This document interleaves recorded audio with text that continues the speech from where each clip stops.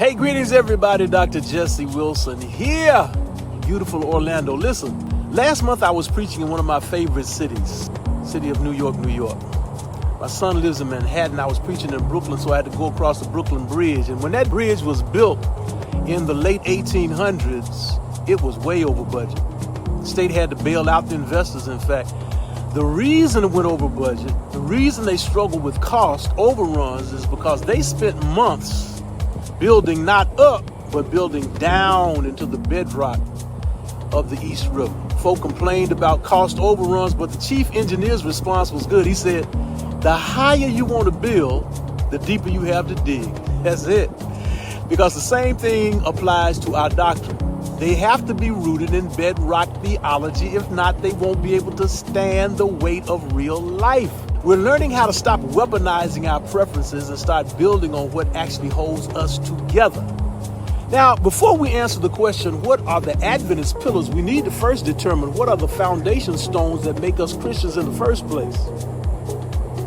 The early church would ask questions of their doctrine. Some of the questions were, is this clear in the scripture?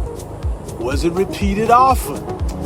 Did rejecting it have eternal consequences? Has it been affirmed by the creeds and the councils and the reformers? Across the centuries, 7 foundation stones keep showing up.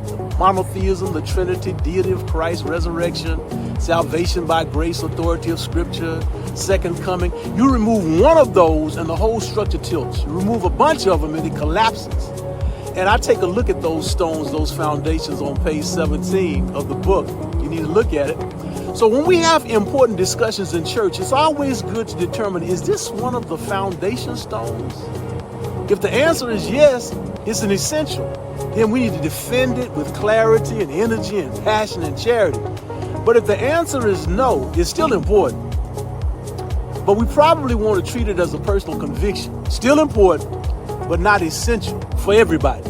So this week, why don't you go to page 17 in the book, Adventist Arguments and Disputable Matters. Look over those pillars that I named and review them. And then you'll be able to better understand the difference between an essential and an opinion.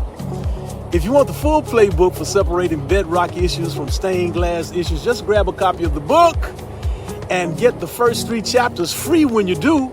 Tomorrow, we're going to talk about why the Bible has to call the strikes and the balls. See you then.